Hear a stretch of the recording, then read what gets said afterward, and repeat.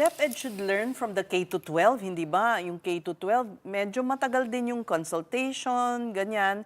And its implementation was really kind of very controversial. And up to now, there's some who are still unconvinced.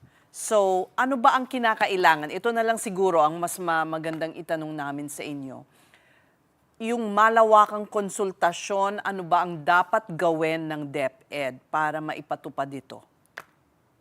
Well, una, the DepEd, they have to convince our teachers, yung ating mga stakeholders. Teachers primarily, Ma'am Ses, kasi kami yung nandito eh. Diba, kung matatanda ninyo, pinag-uusapan natin more than a decade ago yung tungkol sa K-12, di ba?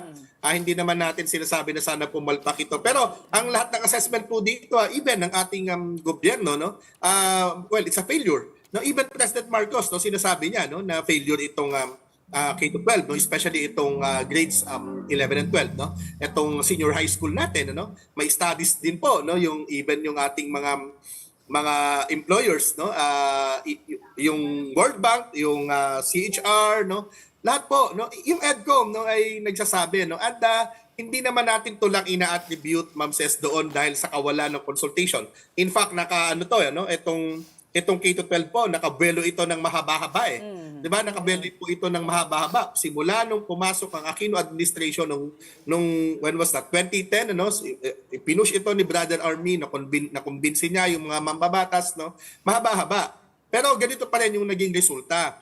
Ang sinasabi lamang naman po namin dito, lahat po ng ating mga reform initiative sa education sector, kailangan po talaga nito ay kasama.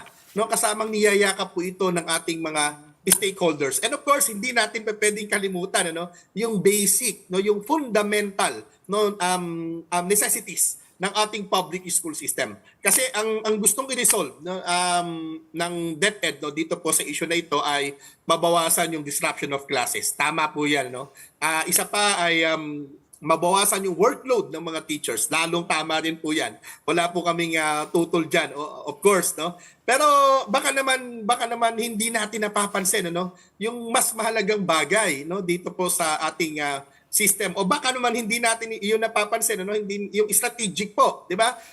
Ilan yung classrooms natin na kulang, babalik kami dito, my apologies of course, pero lagi kaming bumabalik po dito sa fundamentals, Ilan yung teacher natin na kulang, wala tayong mga gadgets na binibigay sa ating mga eskwelahan or sa ating mga guro and even sa ating mga bata, internet connectivity, of course we're talking about digitization pero hindi po accessible etong mga gadgets po na ito, etong mga technology based education po, ang dami po nating mga problema. Of course ang mga teacher natin hirap na hirap sa pagbibigay ng disiplina, sa pag-aayos ng mga grades sa mga bata dahil sobrang dami nila. Yung mga bata natin ay nagsisiksikan, overcrowded pa rin yung ating mga classrooms. These are the realities of our public school system, to be particular. Ito po sana yung una nating nire-resolve. Of course, hindi naman namin sinasabi dahil ganito yung system natin, dahil ganito yung problema natin, wag na tayo mag-isip ng ibang mga pamamaraan, di ba? Of course, hindi ganun po yung aming punto. Ang sinasabi lamang po natin, pwede naman natin po yung pareho na tugunan. Right now, pinakamalaki sa kasaysayan, unprecedented yung budget ng Department of Education, and of course, we're glad na ito ay ginawa, binalik, restore ng gobyerno yung pedestal ng education in terms of allocation of budget dahil noong 2025 hindi po ito ginawa, So ngayon ay naibalik and unprecedented, mataas pa rin, mataas na pero malaki pa rin yung pagkukulang po natin. So siguro bago po itong mga ganitong bagay kinakailangan again ulitin ko po kinakailangan po magkaroon muna ng mga pag-uusap sa level. Alam mo Ma'am Ses, hindi kami magre-react ng ganito na magugulat and perhaps even Senator Bam Aquino, hindi rin naman siguro siya mag-react. He's the chair of the Senate Basic Education Committee.